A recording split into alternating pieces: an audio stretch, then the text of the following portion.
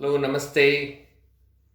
ನಿಮ್ಮ ಆಪ್ತ ಯೂಟ್ಯೂಬ್ ಚಾನಲ್ಗೆ ಸ್ವಾಗತ. ನಾನು ಡಾಕ್ಟರ್ ಸದಾನಂದ ರಾವ್. ಆರ್ಥ್ರೈಟಿಸ್ ಸಂಧಿವಾತ ಅಥವಾ ಡಿಜನರೇಟಿವ್ ಜಾಯಿಂಟ್ ಡಿಸೀಸ್ ಅಂತ ಹೇಳ್ತೀವಿ. ಸುಮಾರು ಜನಸಂಖ್ಯೆಯ 20% ಜನರಲ್ಲಿ ಒಂದು ವಯೋಧರ್ಮದಲ್ಲಿ ಅಂತ ಹೇಳಿದರೆ ಒಂದು 40 ವರ್ಷದ ದಾಟಿದ ನಂತರದಲ್ಲಿ ಪುರುಷರು ಹಾಗೂ ಮಹಿಳೆಯರಲ್ಲಿ ನಮ್ಮ ದೇಹದಲ್ಲಿ ಡಿಜನರೇಷನ್ ಪ್ರೋಸೆಸ್ ಪ್ರಾರಂಭ ಆಗ್ತಾ ಹೋಗುತ್ತೆ. ಅಂತ ಹೇಳಿದರೆ ಡಿಜನರೇಷನ್ ಅಂತ ಹೇಳಿದರೆ ದೇಹದ ಎಲ್ಲ ಭಾಗದಲ್ಲೂ ಕೂಡ ಡಿಜನರೇಷನ್ ಆಗುತ್ತೆ. ಅದು ನಮ್ಮ ಜಾಯಿಂಟ್ಗಳಲ್ಲೂ ಆಗುತ್ತೆ, ಹಾಗೆ ದೇಹದ ಹಾರ್ಮೋನುಗಳಲ್ಲೂ ಆಗುತ್ತೆ, ಹಾಗೆ ನಮ್ಮ ಮೆದುಳಿನಲ್ಲೂ ಕೂಡ ಡಿಜನರೇಷನ್ ಅಂತಕ್ಕಂಥದ್ದು ಆಗುತ್ತೆ. ಹೆಚ್ಚಿನ ಜನ ಹೇಳ್ತಾರೆ, ಮೊದಲು ನನಗೆ ತುಂಬ ಜ್ಞಾಪಕ ಶಕ್ತಿ ಚೆನ್ನಾಗಿತ್ತು, ಈಗ ಜ್ಞಾಪಕ ಶಕ್ತಿ ಚೆನ್ನಾಗಿಲ್ಲ. ಮೊದಲು ಹೇಳಿದ್ದನ್ನೆಲ್ಲ ಚೆನ್ನಾಗಿ ಜ್ಞಾಪಕ ಇಟ್ಕೊಳ್ತಾ ಇದ್ದೆ, ಎಲ್ಲದೂ ಜ್ಞಾಪಕ ಇರ್ತಾ ಇತ್ತು, ಸಂತೋಷ ಇರ್ತಾ ಇತ್ತು ತುಂಬ. ಈಗ ಯಾವುದಕ್ಕೂ ಕೂಡ ಅಷ್ಟೊಂದು ಸಂತೋಷ ಅನ್ನಿಸ್ತಾ ಇಲ್ಲ. ಏನೋ ಒಂದು ರೀತಿಯ ಮರವು, ಏನೋ ಒಂದು ರೀತಿಯ ಬೇಸರ. ಯಾಕೆ ಹೇಗೆ ಅಂತ ಹೇಳಿದರೆ ಇದು ಮೆದುಳಿನಲ್ಲಿ ಆಗ್ತಕ್ಕಂತಹ ಡಿಜನರೇಷನ್ ಅಂತ ಹೇಳ್ತೀವಿ.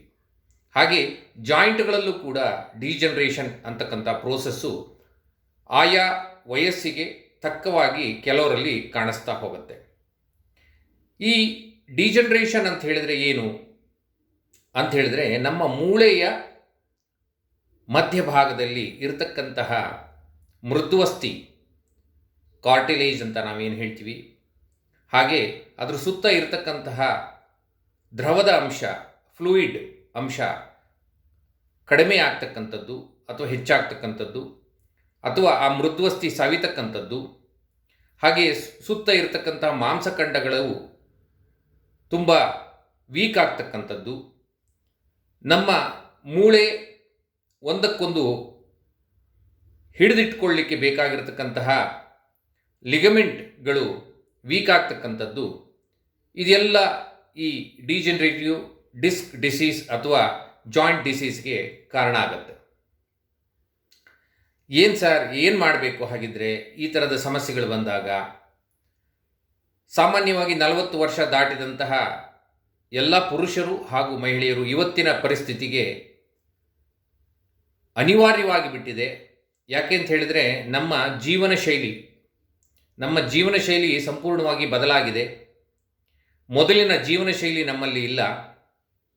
ಮೊದಲು ಪ್ರತಿಯೊಬ್ಬರೂ ಕೂಡ ಮನೆ ಕೆಲಸಗಳನ್ನು ತಾವೇ ಮಾಡ್ಕೊಳ್ತಾ ಇದ್ದರು, ಹೊಲಗಳಲ್ಲಿ ಕೆಲಸ ಮಾಡ್ತಾ ಇದ್ದರು, ಹಾಗೆ ವ್ಯಾಯಾಮವನ್ನು ಮಾಡ್ತಿದ್ರು, ಸೂರ್ಯನ ಬೆಳಕಿಗೆ ಹೆಚ್ಚು ಮೈಯನ್ನು ತಾಗಿಸ್ತಾ ಇದ್ದರು, ಹಾಗೆ ಹಬ್ಬ ಹರಿದಿನಗಳನ್ನು ಆಚರಣೆ ಮಾಡ್ತಕ್ಕಂತಹ ಕುಟುಂಬಸ್ಥರು ಎಲ್ಲ ಸೇರಿ ಸಂತೋಷವಾಗಿರ್ತಕ್ಕಂತಹ ದಿನಗಳು ಹಿಂದೆ ಇತ್ತು.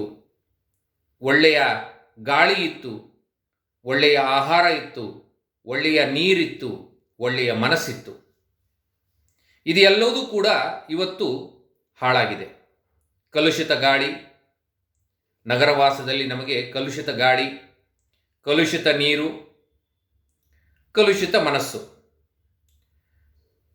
ಈ ಕಲುಷಿತ ದೇಹವೇ ಆದಾಗ ನಮಗೆ ದೇಹದಲ್ಲಿ ಇರತಕ್ಕಂತಹ ನಮ್ಮ ಜೀವಕೋಶಗಳೇ ಹೇಗೆ ಆರೋಗ್ಯವಾಗಿ ಇರಲಿಕ್ಕೆ ಸಾಧ್ಯ ಅಂತಕ್ಕಂಥದ್ದನ್ನು ನಾವು ಯೋಚನೆ ಮಾಡಬೇಕಾಗುತ್ತೆ.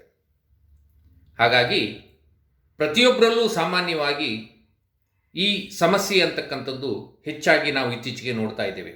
ಅದು ಎಸ್ಪೆಷಲಿ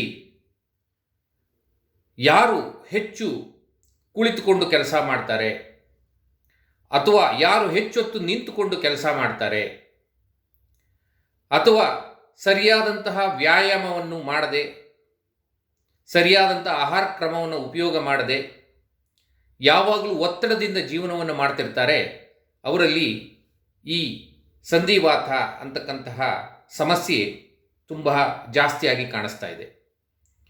ಸಾಮಾನ್ಯವಾಗಿ ಹೊಲದಲ್ಲಿ ಕೆಲಸ ಮಾಡ್ತಕ್ಕಂಥವ್ರು ಅಥವಾ ದಿನನಿತ್ಯದ ಕೆಲಸ ಮಾಡ್ತಕ್ಕಂಥವ್ರು ಇವರಲ್ಲೂ ಸಂಧಿವಾತ ಅಂತಕ್ಕಂತಹ ಸಮಸ್ಯೆ, ಆರ್ಥ್ರೈಟಿಸ್ ಅಥವಾ ಡಿಸ್ಕ್ನಲ್ಲಿ ತೊಂದರೆ ಅಂತಕ್ಕಂಥದ್ದು ನಾವು ಕಡಿಮೆ ಪ್ರಮಾಣದಲ್ಲಿ ನೋಡಿದರೆ ಅತಿ ಹೆಚ್ಚು ಹೊತ್ತು ಕುಳಿತುಕೊಂಡು ದೊಡ್ಡ ದೊಡ್ಡ ಆಫೀಸ್ನಲ್ಲಿ ಎಸಿಯ ಒಳಗೆ ಕುಳಿತುಕೊಂಡು ಕೆಲಸ ಮಾಡ್ತಕ್ಕಂಥದ್ದು,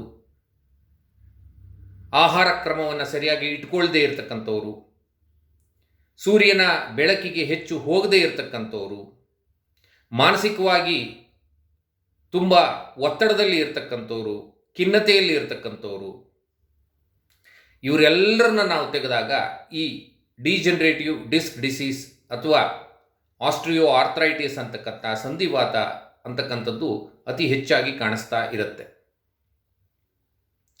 ಈಗ ಇದು ನಾರ್ಮಲ್ ಆಗಿ ಹೋಗಿಬಿಟ್ಟಿದೆ. ಯಾಕೆಂದರೆ ನಮಗೆ ಕೆಲಸಗಳು ಇಲ್ಲ. ಹಾಗೆ ಕೆಲಸ ಇಲ್ಲದಿದ್ದಾಗ ನಾವು ಆರ್ಟಿಫಿಷಿಯಲ್ ಆಗಿ ವ್ಯಾಯಾಮವನ್ನು ಮಾಡಬೇಕಾದಂಥ ಪರಿಸ್ಥಿತಿ. ಹಾಗಾಗಿ ಜಿಮ್ಗಳಂತಕ್ಕಂಥದ್ದು, ಜಿಮ್ ಅನ್ನೋ ಒಂದು ಕಾನ್ಸೆಪ್ಟ್ ಜಾಸ್ತಿ ಆಗಿರತಕ್ಕಂಥದ್ದು. ಹಿಂದೆ ನೀರನ್ನು ಬಾವಿಯಿಂದ ಸೇದ್ತಾ ಇದ್ದರು, ಹಾಗೆ ಹಿಟ್ಟನ್ನು ರುಬ್ತಾ ಇದ್ದರು, ಹಾಗೆ ಬೇರೆ ಬೇರೆ ಕೆಲಸಗಳನ್ನು ಮಹಿಳೆಯರು ಮತ್ತು ಪುರುಷರು ಇಬ್ಬರು ಮಾಡ್ತಿರೋದ್ರಿಂದ ಅವರ ಎಲ್ಲ ಜಾಯಿಂಟ್ಗಳು ತುಂಬ ಗಟ್ಟಿಯಾಗಿ ಇರ್ತಿತ್ತು. ಹಾಗೆ ಕೆಲಸ ಮಾಡ್ತಿದ್ರು, ಹಾಗೆ ಒಳ್ಳೆಯ ಪೌಷ್ಟಿಕಾಂಶ ಆಹಾರವನ್ನು ತಗೊಳ್ತಾ ಇದ್ರು. ಆದರೆ ಇವತ್ತು ಕೆಲಸ ಕಡಿಮೆ ಆಗಿದೆ, ಕುಳಿತು ಮಾಡುವ ಕೆಲಸ ಆಗಿದೆ, ಕಾಯಿಲೆಗಳು ಹೆಚ್ಚಾಗ್ತಾ ಇದೆ.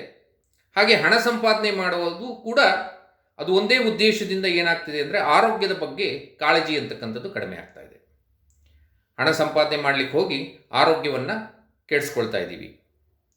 ಹಣ ಏನೋ ಸಂಪಾದನೆ ಆಯಿತು, ಉಳಿದಿದ್ದೆಲ್ಲ ತೆಗೆದು ಆಸ್ಪತ್ರೆ ಖರ್ಚಿಗೆ ಅಥವಾ ಸಪ್ಲಿಮೆಂಟ್ಗಳು ಅಥವಾ ಔಷಧಿ ಮಾತ್ರೆಗೆ ನಾವು ಖರ್ಚು ಮಾಡಬೇಕಾದಂಥ ಪರಿಸ್ಥಿತಿ ಬಂದಿದೆ.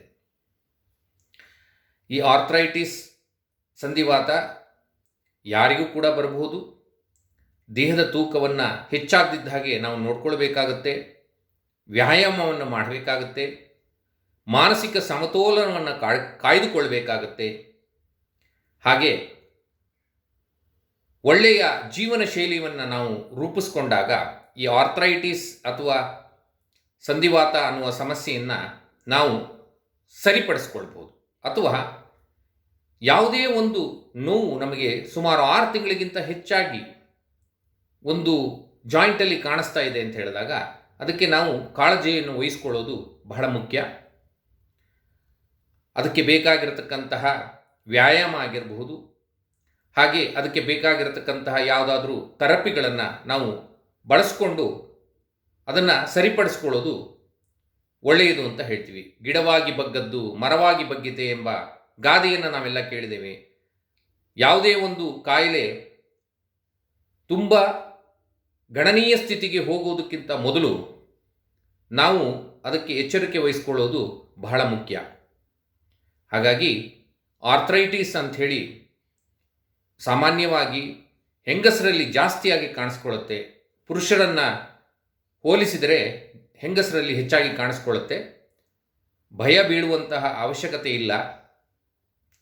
ಸ್ವಲ್ಪ ಮಟ್ಟಿಗೆ ಜೀವನ ಶೈಲಿ, ಆಹಾರ ಕ್ರಮ, ಹಾಗೆ ಯಾವುದನ್ನು ಮಾಡಬೇಕು ಯಾವುದನ್ನು ಮಾಡಬಾರದು ಅನ್ನೋದನ್ನು ಸ್ವಲ್ಪ ತಿಳ್ಕೊಂಡಾಗ ಯಾವುದೇ ನೋವಿನ ಮಾತ್ರೆಗಳು, ಔಷಧಿಗಳು, ಸ್ಟಿರಾಯ್ಡ್ ಆಗಿರಬಹುದು ಅಥವಾ ಸರ್ಜರಿಗಳು, ಶಸ್ತ್ರಚಿಕಿತ್ಸೆಯನ್ನು ಮಾಡಿಸ್ಕೊಳ್ದೇನೆ ಪ್ರಾರಂಭಿಕ ಹಂತದಲ್ಲೇ ಇದನ್ನು ಪರಿಗಣನೆ ಮಾಡಿದರೆ ಖಂಡಿತವಾಗಲೂ ನೀವು ವಾಸಿ ಮಾಡ್ಕೊಳ್ಬಹುದು. ಇವತ್ತು ಹಲವಾರು ಟೆಕ್ನಾಲಜಿ ಅಂತ ಹೇಳ್ತೀವಿ, ಹೊಸ ಹೊಸ ತಂತ್ರಜ್ಞಾನಗಳು ವೈದ್ಯಕೀಯ ಜಗತ್ತಿನಲ್ಲಿ, ವೈದ್ಯಕೀಯ ಫೀಲ್ಡ್ನಲ್ಲಿ ಕಾಣಿಸ್ತಿರೋದ್ರಿಂದ ಹೆಚ್ಚು ಹೆಚ್ಚು ಉಪಯೋಗ ಪಟ್ಕೊಳ್ಬೇಕು. ಸುಲಭವಾಗಿ ನಿಮಗೆ ಚಿಕಿತ್ಸೆಯನ್ನು ಪಡ್ಕೊಂಡು ಆ ಕಾಯಿಲೆ ಇನ್ನೂ ಹೆಚ್ಚು ಉಲ್ಬಣಿಸಿದ ಹಾಗೆ ನೋಡಿಕೊಳ್ಳುವಂತಹ ಜವಾಬ್ದಾರಿ ನಿಮ್ಮದಾಗಿರುತ್ತೆ. ನಿಮಗೆ ಹೆಚ್ಚಿನ ಮಾಹಿತಿ ಬೇಕಾದಲ್ಲಿ ನಮ್ಮ ವೆಬ್ಸೈಟ್ www.mindbodycoldlaser.comಗೆ ಭೇಟಿ ನೀಡಿ. ಅಲ್ಲಿ ನಮ್ಮ ಫೋನ್ ನಂಬರ್ಸ್ ಬರ್ತಾ ಇದೆ. ನಿಮಗೆ ಬರ್ತಕ್ಕಂಥ ಯಾವುದೇ ರೀತಿಯ ಆರ್ಥ್ರೈಟಿಸ್ ಆಗಿರ್ಬೋದು, ಸ್ಪಾಂಡಲೈಟಿಸ್ ಆಗಿರಬಹುದು, ಅಥವಾ ನ್ಯೂರಲಾಜಿಕಲ್ ಪ್ರಾಬ್ಲಮ್ಸ್ ಆಗಿರ್ಬೋದು, ಅಥವಾ ಸೈಕಲಾಜಿಕಲ್ ಪ್ರಾಬ್ಲಮ್ಸ್ಗೆ ನಮ್ಮ ವೆಬ್ಸೈಟನ್ನು ವೀಕ್ಷಣೆ ಮಾಡಿ ಹೆಚ್ಚಿನ ಮಾಹಿತಿಯನ್ನು ಪಡ್ಕೊಳ್ಳಿ. ನಮಸ್ತೆ.